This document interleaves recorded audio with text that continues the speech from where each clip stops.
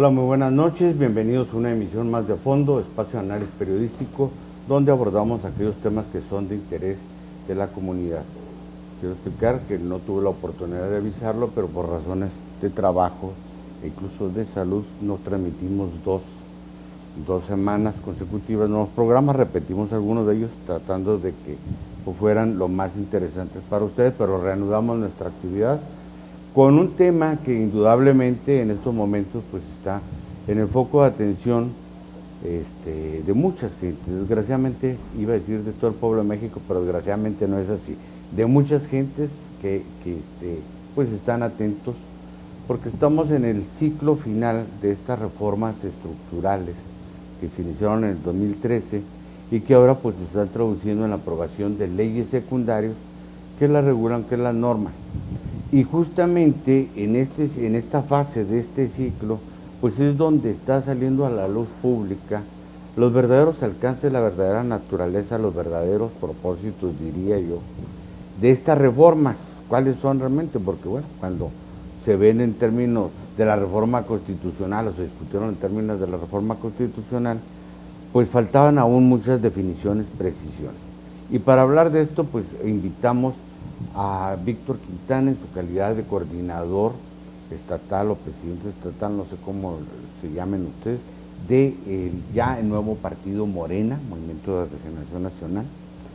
Víctor, bienvenido, y además en su calidad también de sociólogo y analista político, porque creo que cumple las dos funciones. Y me interesa, Víctor, pues que abordemos este tema porque se me quedó muy grabado a mí la expresión del gobernador de California, que tuvo la gentileza de advertir en un acto público a los legisladores que tuvieran mucho cuidado en la normatividad, porque si no se ponían, diría en lenguaje mexicano, aguzados, se los iban a comer vivos, ¿no? Sí. Y, ¿cómo se llama? Jerry Brown. Jerry Brown.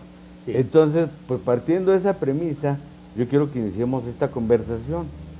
En mi opinión, yo veo que es muy difícil. Yo doy por un hecho de que estas reformas estructurales llegaron para quedarse. Que esto va a modificar es una reestructuración no solo del andamiaje institucional en determinadas áreas, sino es un paradigma distinto de desarrollo económico, desarrollo social, de desarrollo mismo del Estado mexicano. Y en ese contexto, pues yo quisiera que abordáramos aquellos puntos que son medulares, que de alguna manera son los que más incidencia van a tener en este cambio de paradigma. ¿Te parece que lo abordemos desde esa perspectiva? Sí. Y yo empezaría por plantear el asunto. Bueno, fueron 5 dictámenes los que se aprobaron, de donde se derivan varias leyes secundarias. Y en el quinto y último dictamen se ha centrado en particular la discusión, porque tiene que ver con la ley de ingresos de hidrocarburos, tiene que ver con la ley de coordinación fiscal, tiene que ver con el Fondo Mexicano de Hidrocarburos, del petróleo para la estabilidad y el desarrollo. Sí. Entonces, y tiene que ver también con los órganos que van a regular el funcionamiento de estas empresas ya no paraestatales, como van a dejar de serlo Pemex y la Comisión Federal de Electricidad, para convertirse en empresas productivas. Sí. Bueno, ¿por qué tema quieres empezar? Pues por el que señalabas ahorita al principio. Mira, tenemos un mes de verano. En este mes de verano, en el primer mes de verano, le cambiaron las prioridades al país. Realmente, un puñado que no va más allá de 500 personas, 323 diputados, Que son los que han estado votando 85 senadores, 420 personas a lo más, de repente cambiaron las prioridades al país. Y no está mal que se las cambien, lo que es más es que se las cambien sin escuchar y con tal celeridad, sin consultar, sin debatir. Es lo que llama la atención, la ausencia del debate. Y las prioridades son graves. O sea, después de esta andanada, yo lo llamo esta blitzkrieg, esta guerra relámpago legislativa, por ejemplo, la prioridad en el campo ya no es producir alimentos, la prioridad en el campo de México es producir energía. ¿Sí? Buena parte de la actividad del país se orienta ahora a la producción de energía. Una secretaría que era una secretaría secundaria, de repente se convierte en la supersecretaría, que es la Secretaría de Energía, la CENER, porque incluso la CENER va a ser la que dé los permisos de perforación de pozos, las concesiones del agua, va a ser la CENER y ya no va a ser la CONAGUA. Entonces, de repente, sin decirlo, el pacto constitucional, a final de cuentas, se modificó muy significativamente con los votos de este grupo de senadores y diputados. Todo esto, y aquí volvemos a Jerry Brown, que creo que tiene mucha razón, todo esto en aras de, ayer lo señalaba un ex compañero mío de la licenciatura, el otro día lo señalaba en un programa de Carmen Aristegui, el doctor Alberto Montoya. Martín del Campo. Martín del Campo. Ah, sí la escuché, muy buena. Estuvimos juntos en la licenciatura en el ITESO y después nos hemos visto varias veces. México está actuando. Buena parte de estas leyes son por el interés de los Estados Unidos, los intereses geopolíticos y económicos. Dirán, no, pues Estados Unidos no necesita nuestro petróleo. No, a lo mejor no necesita que nosotros se lo vendamos a él o el gas, porque está siendo superavitario, pero sí necesita que Irán y que Rusia, que no son amigos de Estados Unidos, no dominen el mercado internacional de hidrocarburos. Necesita tener contrapesos fuertes para hacer lo que está haciendo en Ucrania, para hacer un contrapeso a la influencia rusa. Dice, no le compren gas a Rusia, nosotros lo podemos vender. O enviar el gas a Alemania, porque precisamente sí, es la oferta para jalarlos. Para jalarlos a su órbita. Entonces estamos verdaderamente, y esto creo que no se ha discutido, o no han dejado que se discuta los senadores y diputados, están hablando únicamente de los intereses del país, como si no estuviéramos inmersos en la globalización, y como si las empresas que vienen a México fueran empresas que únicamente tienen el objetivo, el interés de sacar ganancia. No, tienen un objetivo de sacar ganancia, pero también tienen intereses geopolíticos. Y fíjate que yo creo que ese es el punto de partida, estimado televidente, del análisis de este proceso de reforma energética, porque además se nos ha dicho que esta reforma energética, con esta apertura del mercado petrolero y de la energía eléctrica, se están estableciendo las bases para que México crezca a una tasa de crecimiento del 5%, para que se abarate el costo del gas y de la gasolina, para que México pueda tener un margen mayor de inversión en términos de infraestructura y de desarrollo social. Es decir, se nos han ofrecido, en términos de esto, y esa es la explicación que se ha dado, una serie de beneficios, pero cuyos costos pues no están claros, porque usted lo sabe y todos lo sabemos, pues siempre se hace una correlación entre beneficio y costo. Sí, exactamente. Para saber si me conviene o no me conviene, para decirlo así muy coloquialmente. Sí. Y en ese contexto, bueno, esta ansia reformadora en esta materia, yo creo que va más allá de la polémica tradicional de si es mejor el estatismo o es mejor el libre mercado, porque yo creo que esto va más allá de eso. Mucho más de eso. Yo no soy al menos de los que me casen la idea, ni voy a caer en esa trampa ideológica de decir que como estábamos bien, y de que Petróleo Mexicano, Pemex, como estaba, era lo mejor y que había que conservar de esa manera, porque yo no caigo en esa trampa. Sí. Pero tampoco me trago la píldora de que en automático la sola apertura por sí misma va a traducirse en estos beneficios que le narré. Vamos con en el segundo segmento a abordar este tema.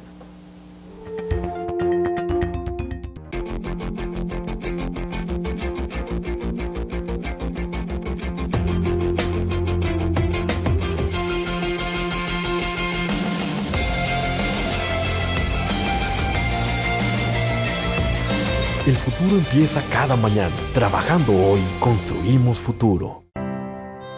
Nací en el corazón de Chihuahua, con cimientos fuertes, orgullosos. En lo más profundo de mí nació la universidad, alegre, luchadora, noble. En mi interior he escuchado arengas, discursos revolucionarios, cuna del pensamiento universitario. Por mis ventanas escucho a mi ciudad, observando el devenir de Chihuahua y con él el de mi universidad. Aquí se escribe su historia, se transforma y se nutre de quienes han dirigido sus destinos desde su origen. Con amor florece en mí la cultura y el arte, el pensamiento y la voz de quienes con orgullo le dan sentido a mi existencia. Los universitarios. Orgullo de ser Watch. Cuando usted va a remodelar su casa, por ejemplo, pues usted hace un presupuesto. Se imagina qué tipo de casa quiere. Pero indudablemente tiene que evaluar si le es más conveniente venderla, remodelarla, tirarla. No sé, tiene que visualizar distintas opciones. Y yo creo que estamos en ese caso, ya que están remodelando el país, están remodelando nuestra casa, que es la casa de todos, incluso como tú lo dijiste bien, sin pedirnos permisos, ¿verdad? Llegaron y de repente nos empezaron a tumbar la barda y las cocheras y todo, y nos dijeron, te va a quedar más bonita. Bueno, Víctor, aquí hay una relación, tú dices, primero, esta reforma responde a intereses no nacionales, sino transnacionales, que tienen que ver incluso con la geopolítica. Sí. Eso es lo que me dijiste en el segmento anterior, ¿verdad? Exactamente, sí. Bueno, y México en este escenario, en este contexto más bien, en este contexto, entonces, ¿cuál es el fin de esta reforma? Yo insisto, no estábamos bien, en eso estoy totalmente de acuerdo. Bueno, pero esto que se nos está proponiendo o se está impulsando, se va a concretar en esos beneficios que nos han dicho de más crecimiento, más inversión en infraestructura. ¿Tú cómo la ves? Mira, yo tengo mis dudas. Tengo mis dudas porque el otro día lo decía el exdirector de la Comisión Federal de Electricidad, Alberto Escofet Artigas, en un programa noticioso de México, decía, bueno, le preguntaban directamente, ¿usted cree que con la reforma eléctrica, ¿sí?, con la competencia a la comisión, van a bajar los precios de los energéticos, de la energía eléctrica? Y él decía, no va a bajar, no va a bajar, pero como va a haber más actividad económica, va a haber más empleo, la gente va a ganar más dinero, entonces la electricidad le va a costar una menor parte de su salario. A lo que yo tengo una seria objeción. Estamos en una etapa de la globalización de la producción. Antes, industrializar era igual a incrementar el poder adquisitivo. Mira, ya somos el quinto productor mexicano exportador de vehículos automotores. ¿Sí? Sí, sí. Cuando en 1920-30 Henry Ford inventó la famosa fórmula del Fordismo, es decir, ¿cuál es la fórmula del Fordismo? Yo voy a hacer la producción en serie y voy a producir muchos vehículos con la producción en serie, pero también les voy a pagar a mis trabajadores para que puedan comprar los carros que ellos producen. Claro. Esa fórmula hizo que se desarrollara enormemente pues, el Atlántico del Norte, los países del Atlántico del Norte, Estados Unidos, Europa, Alemania, incluso Japón, podríamos decir, con esa fórmula. Ahora somos el quinto productor mundial de vehículos y sin embargo tenemos los salarios de la industria automotriz más bajos del mundo. Tal vez con excepción de China, pero en China tienen una serie. Entonces, ¿qué quiere decir? Puede ser que haya más industrialización, pero el modelo económico que están ellos impulsando no está generando significativos incrementos en el nivel de vida de la gente. Entonces, además hay otra cosa. Concebir la electricidad como una mercancía o concebirla como una palanca de desarrollo del país es muy diferente. Claro. ¿Sí? Si yo concibo la electricidad como una palanca de desarrollo, voy a decir, pues tengo que subsidiarla para el campo, porque a mí me interesa producir alimentos. Y no es rentable la misma tarifa que le doy a los industriales que la que le doy al campo, tengo que subsidiarla, como se subsidia en Estados Unidos, porque lo importante es producir alimentos. Es una parte del desarrollo. Y eso que dices es importante subrayarlo. En Estados Unidos, efectivamente, la electricidad para el campo está subsidiada, como están subsidiados también, por ejemplo, los tractores y... Como están subsidiados los créditos incluso. Así ¿sí? es. Ajá. Entonces aquí de repente dicen, no, es que ya la electricidad se va a abrir a la competencia, la generación y la distribución. Entonces ahora, pues yo no creo que el Paso Electric o Mitsubishi, ¿sí? Que tiene, o la Samsung que está construyendo una planta aquí en el Encino, digan, no, pues para nosotros la electricidad es una palanca de desarrollo del país. No, para ellos la electricidad es una mercancía, la energía eléctrica es una mercancía que tiene un precio final. A mí no me interesa si la uses tú para desperdiciarla o para darte toques o para echar a andar una planta automotriz o para iluminar un hospital. A mí me la pagas igualito. Claro. Y este cambio, ya que estás tocando este tema, uno de los puntos de mayor controversia, pero que no se ha difundido debidamente, es que en la nueva ley se contempla que aquellas zonas del país que fundamentalmente, y nos toca a nosotros, es el noroeste, donde se estima hay yacimientos de gas chale. El noreste. Noreste. Pues las propiedades, sean ejidales, sean propiedad privada, sean comunales, sean colonias, sí, lo que sea, donde se detecte esos yacimientos de gas. Las compañías, si no llegan a un acuerdo con el propietario, pueden ser objeto, iba a decir expropiación porque esa es la palabra, pero le llaman eufemísticamente ocupación temporal por 30 años. Por 30 años. ¿Verdad? Bueno, entonces, lo que tú estás diciendo, no solo se quita el subsidio a la energía eléctrica del campo, a los pozos, sí, que va a afectar los sistemas de riego, sí, consecuentemente va a afectar la producción de alimentos, sino además la tenencia misma de la tierra está en riesgo. Está en riesgo, por supuesto que está en riesgo la tenencia de la tierra, porque a final de cuentas, si no llegan a un acuerdo, los propietarios y las compañías que quieran explotar, ¿sí?, van a ir con la Comisión Nacional de Hidrocarburos y le dice, pues yo necesito que esa tierra, y el ejidatario terco no quiere hacer el contrato, entonces acuden a la ley agraria e incluso el artículo 127 constitucional, pues te la expropio, o no te la expropio, decreto la ocupación temporal. Que así está, sí, en la ley, ¿sí?, esta que acaban de aprobar, ¿sí?, de ocupación temporal por 30 años.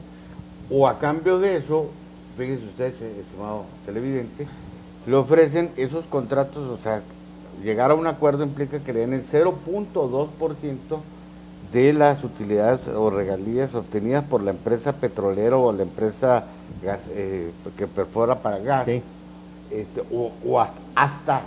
hasta el 2%. En caso del petróleo, y 2,5% en caso de gas. Y ahí van varias preguntas. Primera pregunta, ¿quién va a calcular efectivamente cuánto sacan y cuánto ganan?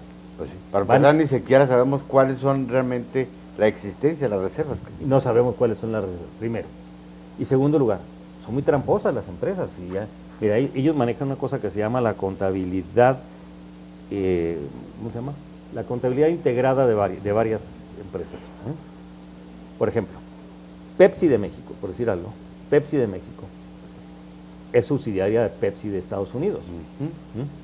Entonces, para bajar sus ganancias y pagar menos impuestos en México, antes de hacer sus declaraciones, su contabilidad consolidada se llama, dice, bueno, yo Pepsi de México tengo que pagarle a Envases Plásticos de México tanto por los envases, y resulta que Envases Plásticos de México es también de Pepsi de México, ¿sí? Entonces le tengo que pagar mucho, ¿sí? O yo tengo una empresa que se llama Papas Fritas de México, y esa empresa está perdiendo, Entonces, consolidan las contabilidades y aquellas que tienen pérdidas, ¿sí?, son recompensadas con las que tienen ganancias, primero. Pero además forman parte de corporativos internacionales. Y puede ser que todavía después de eso les quede ganancias, pero dice, no, PepsiCo International me está cobrando regalías. Me está cobrando regalías por el uso de la marca, por las fórmulas del refresco, y eso pues me deja muy pocas ganancias. Entonces, no lo dudes, porque dice que al ejidatario, al pequeño propietario, se le va a pagar después de que paguen impuestos. Así es. ¿Sí? Entonces, ¿qué tal que te dicen? Pues mira, pues sí saqué tanto de gas Shell, pero yo tengo que pagarle a Shell International, ¿sí?, las regalías, la renta de la maquinaria y todo esto, y pues nada más me quedaron 5 pesos para repartir. Vamos a una pausa y regresamos con esos dos temas que se derivan de esto, lo del campo, lo del fracking, Sí. La perforación hidráulica que se pretende hacer por un lado, y también lo de hasta dónde realmente, en términos financieros, esta apertura de los energéticos a la competencia privada, internacional y nacional, pues va a beneficiar las finanzas públicas al Estado, o realmente vamos a regalar la renta petrolera. ¿Te parece que regresamos con ese tema?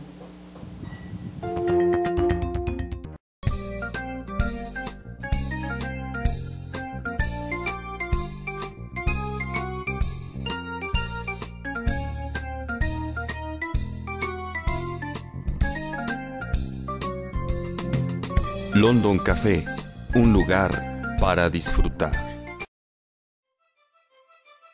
Universidad con historia.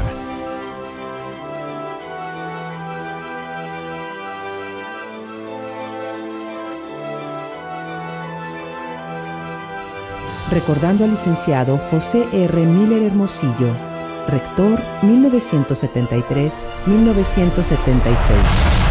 Universidad Autónoma de Chihuahua, 60º aniversario. Orgullo de ser Watch.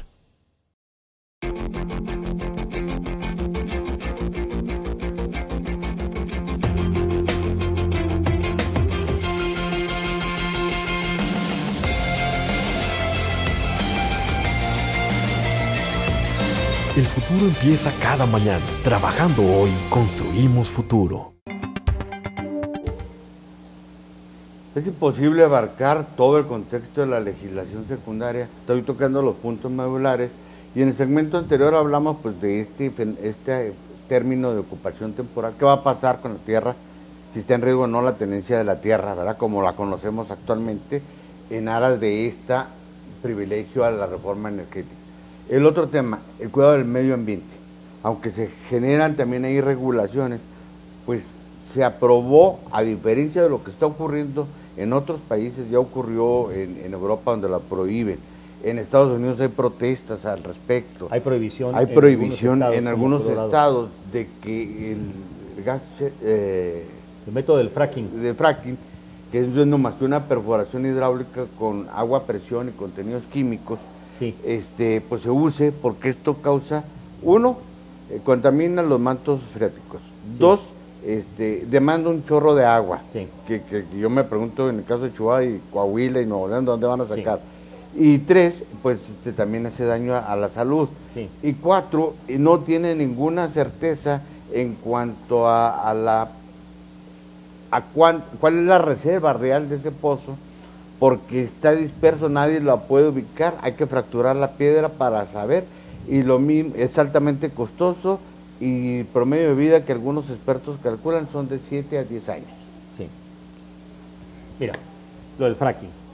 Por ahí se allegaron los diputados, algunos científicos a modo, que dicen que el fracking, que no está comprobado que sea malo para el medio ambiente. Sin embargo, en un artículo aparecido el 25 de julio en el Universal, del ex rector de la UNAM, José Sarucán, Premio Nacional de Ciencias, dice los perjuicios del fracking, y es un científico. Y dice además que manipularon lo que dijeron los científicos, dijeron lo que quisieron, sí, pero no dijeron todo. Pero no dijeron todo. Así es. Entonces, mira, el fracking, como tú dices, tiene altos costos ambientales, no es eficiente económicamente, ni siquiera energéticamente.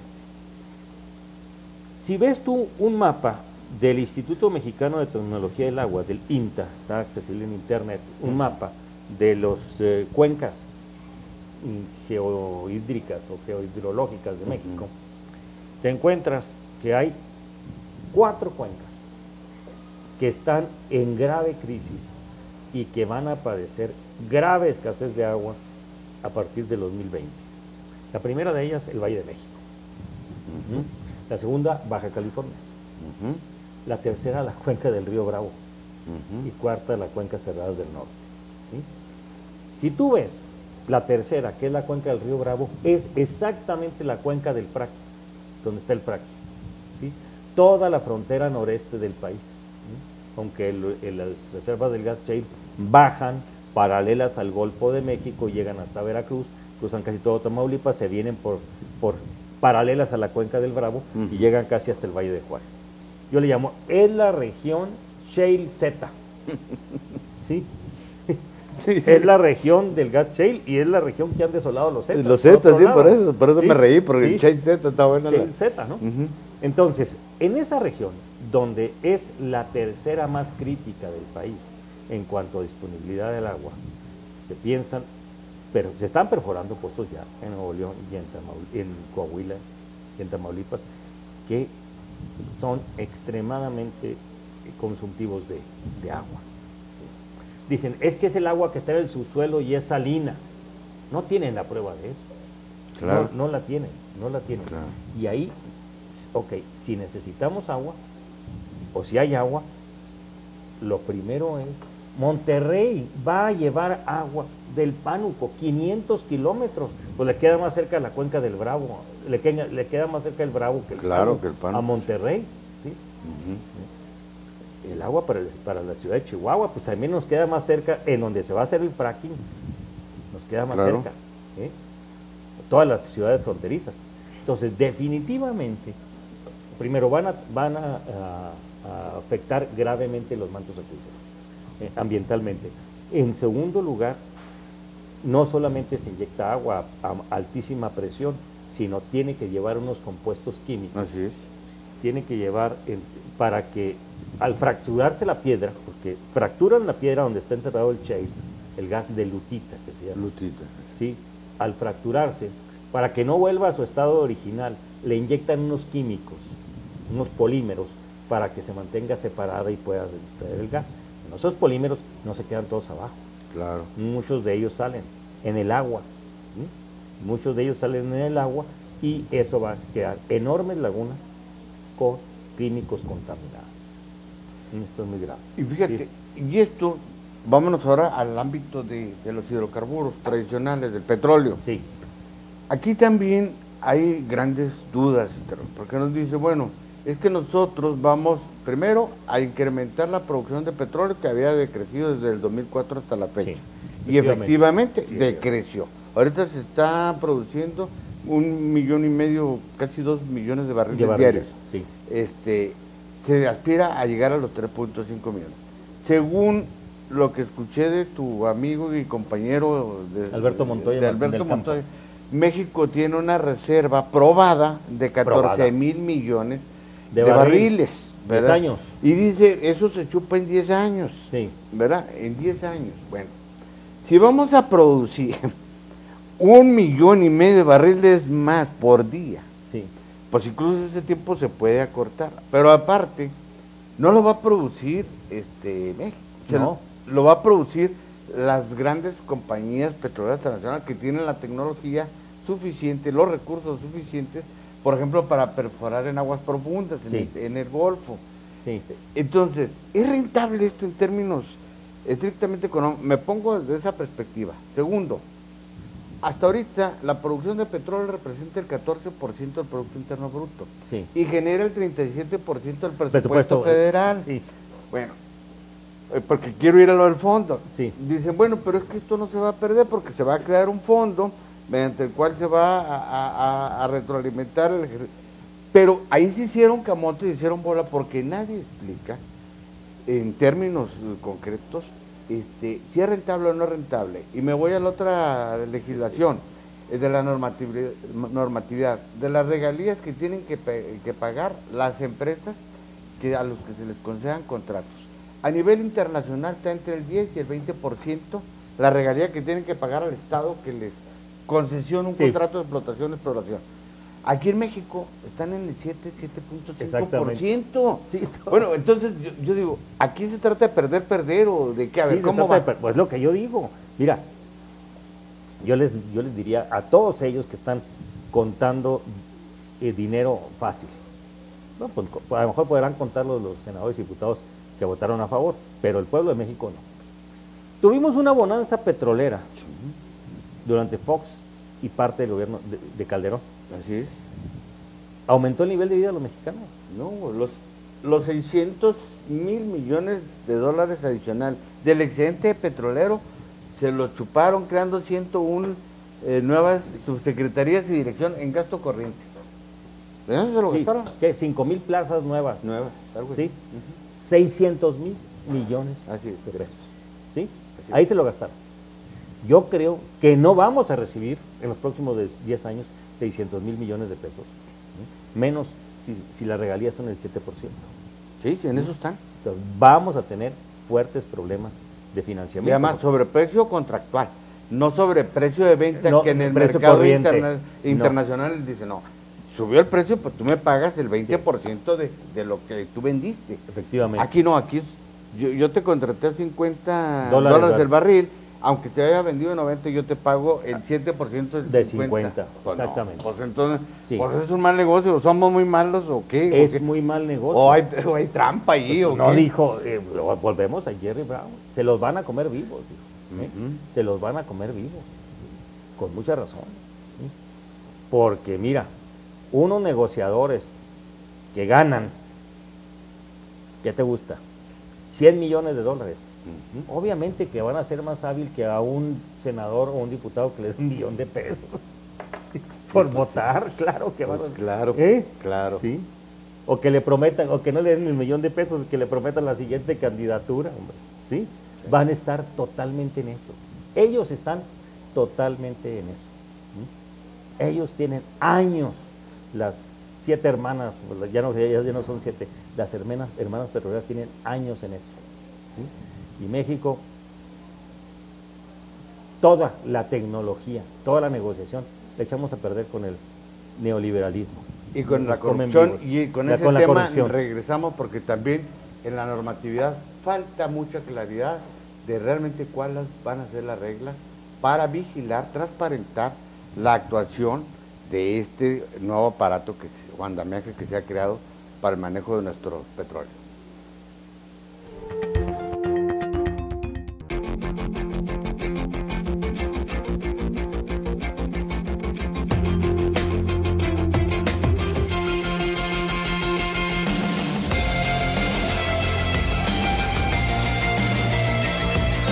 El futuro empieza cada mañana. Trabajando hoy, construimos futuro. Solitos se van derivando una cosa de otra. De esta aparente falta de impericia, falta de cálculo, de visión estratégica y de planeación, pues surge la sospecha de si esto está arreglado, si esto es deliberado, el asunto.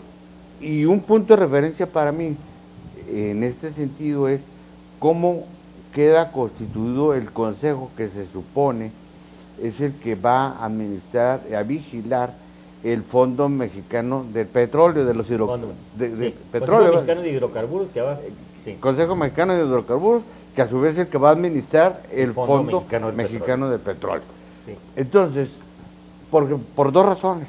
Primero, fíjate, que me llama mucho la atención estos dos asuntos, que en el debate de la Cámara ni se tocaron, o se tocaron así de manera muy super. Uno, ahí se está discutiendo si era correcto o no que fueran 3 funcionarios, que es el secretario de Hacienda, el del Banco de México y el de CENER, de Secretaría de Energía.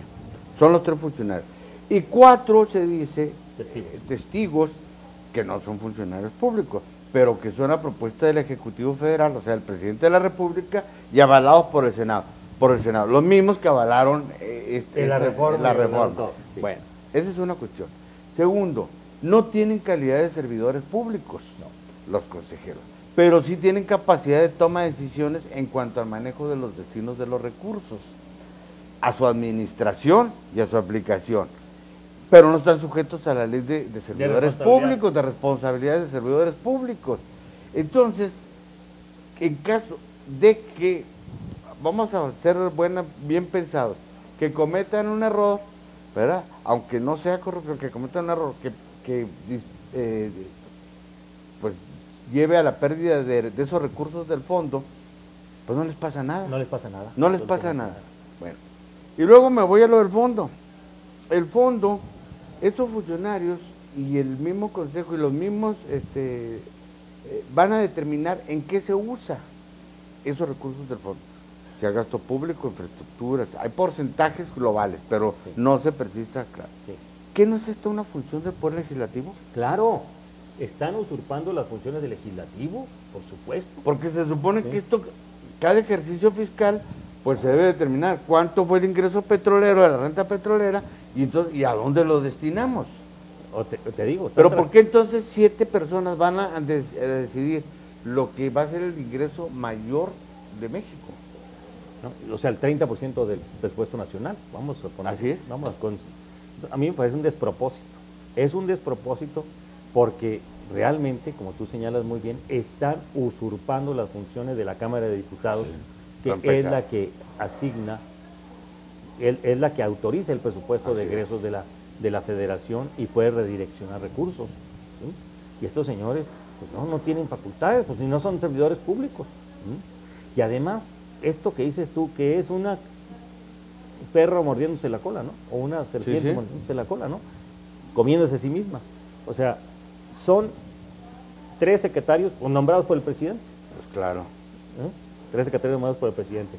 Y luego los otros testigos, que no son testigos, porque los testigos, aquí los testigos asignan presupuesto, entonces ya no nomás son testigos. Estas personas, sugeridos por el presidente, como si fueran secretarios, ¿sí? Y avalados o autorizados por el Senado, que también tiene una mayoría que favorece al presidente. Entonces, realmente esto es otro despropósito. Y si a esto le agregas, Víctor, otra cuestión que me interesa porque vamos, no quiero dejar sin tocar los puntos modulares. Resulta que también en la normatividad se contempla que este consejo está sujeto al secreto fiduciario, el secreto bancario, tratándose de recursos públicos. Entonces, pero ¿por qué la figura entonces de secreto fiduciario, secreto bancario, si se trata de recursos públicos? Yo avalo el secreto bancario cuando se trata de cuentas privadas, pero estas no son cuentas privadas. No, pues que yo creo que le quieren dar ese cariz al Fondo Mexicano del Petróleo. Haz de cuenta, como los famosos fideicomisos público-privados, ¿sí? Que tratan de segregarlos del escrutinio público porque dicen, no, también son privados, aunque sean públicos en su mayoría. Yo pienso que tratan de hacer esa jugada. ¿Sí? Ese esquema. Ese esquema. Pero aquí lo que llama la atención en todo esto es, si tenían ellos tanta seguridad de que lo que están haciendo está bien, está técnica, jurídica, socialmente soportado, ¿por qué no aceptaron el debate? ¿Por qué le dieron a la oposición nada más el derecho al pataleo, si mucho, y no discutieron punto por punto, no discutieron reserva por reserva? No las discutieron. No, todo fue negativo. Todo fue negativo y acelerado, ¿no? A marchas forzadas. Esto demuestra que no están dispuestos a discutir, que no hay rendición de cuentas. Pues no. No hay rendición de cuentas. Y lo que están haciendo tampoco es sujeto a rendición de cuentas.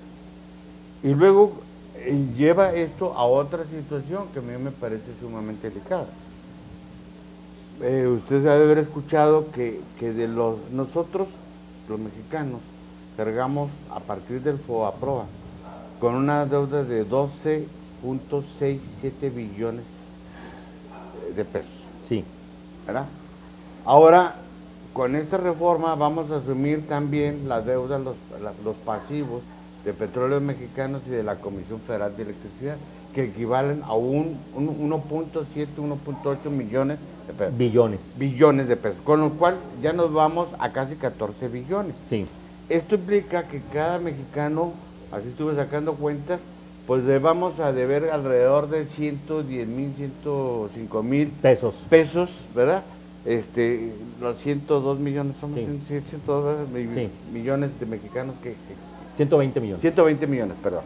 Entonces, pero ahí, tú dices, bueno, vamos a suponer, yo respeto los derechos de los trabajadores, si así eran sus contratos, debe respetarse sus servicios sociales.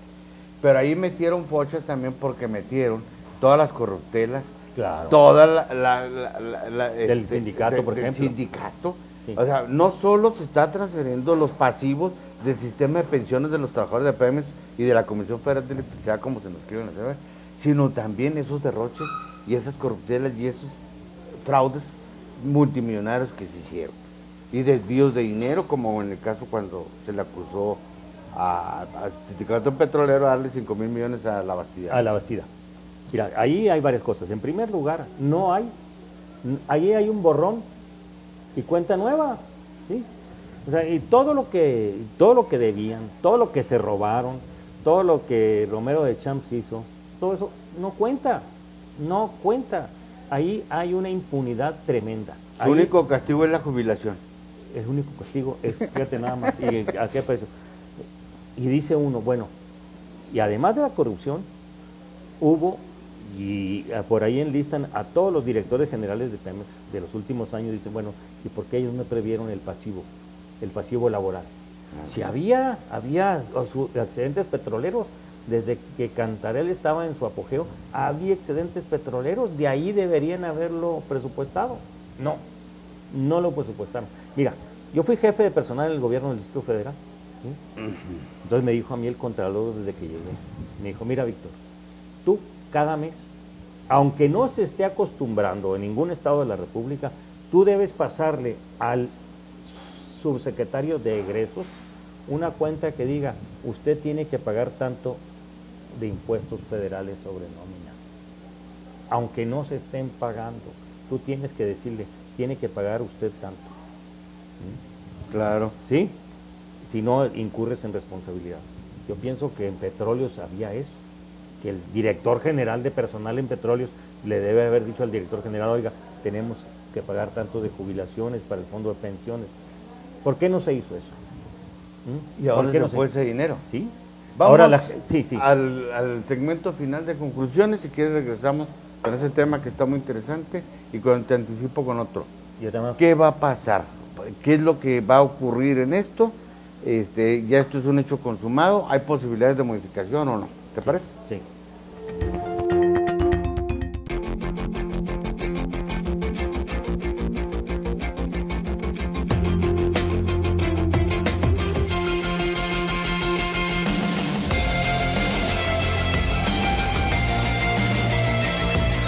El futuro empieza cada mañana. Trabajando hoy, construimos futuro.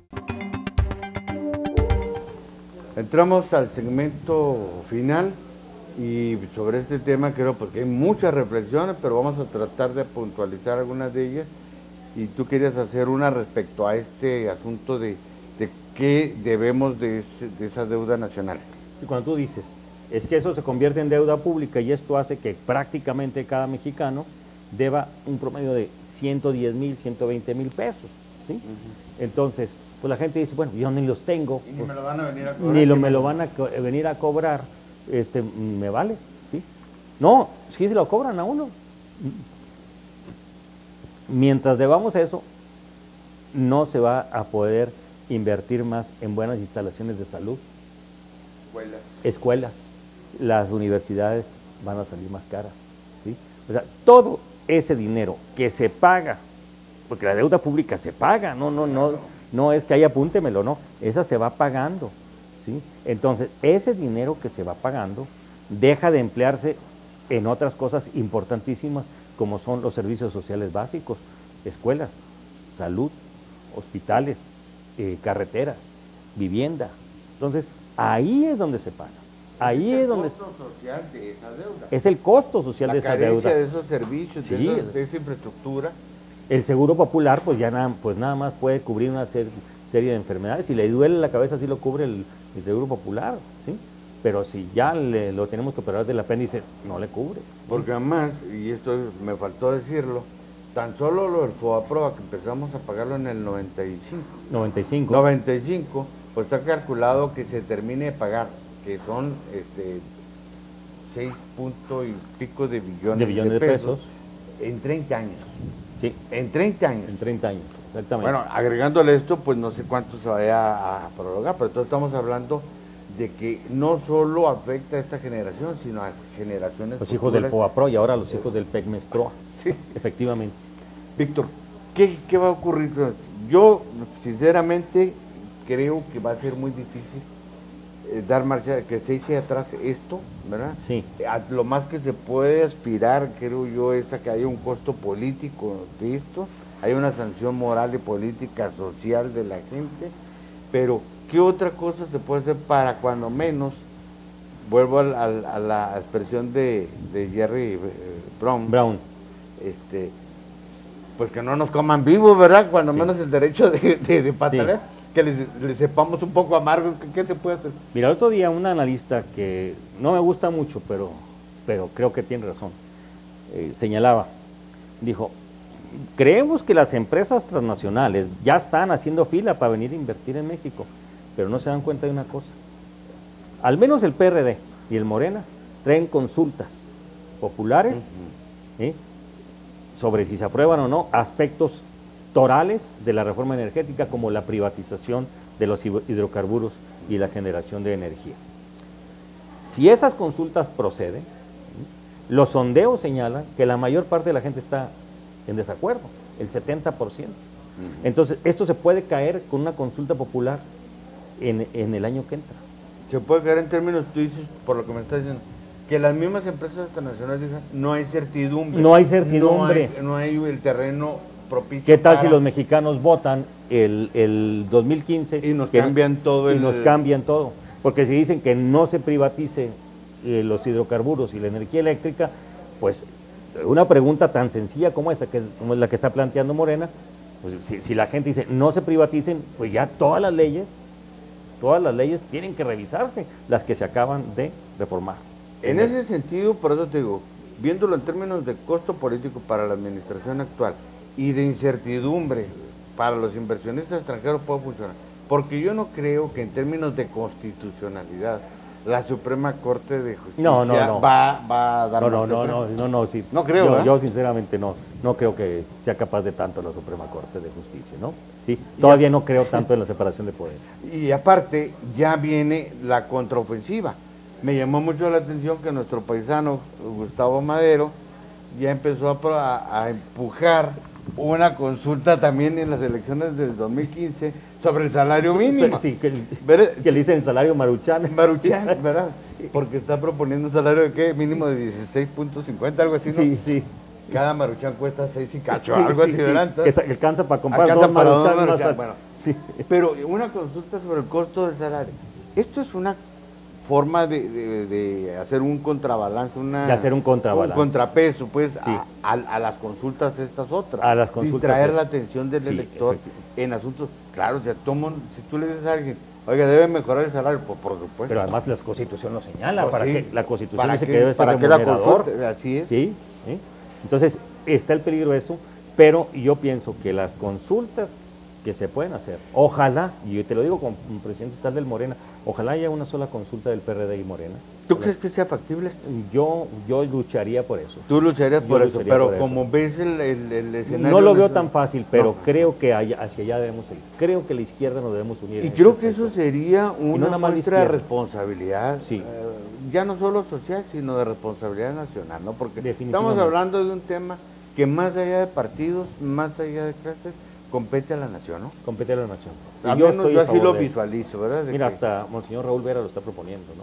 Pues El obispo de Saltillo, por ejemplo. el obispo de Saltillo está proponiendo eso. El padre Miguel Concha, ¿sí? Entonces creo que debemos ir hacia allá, porque es un asunto de la nación, y la nación no es algo abstracto, ¿no? No, La nación no. somos todos nosotros.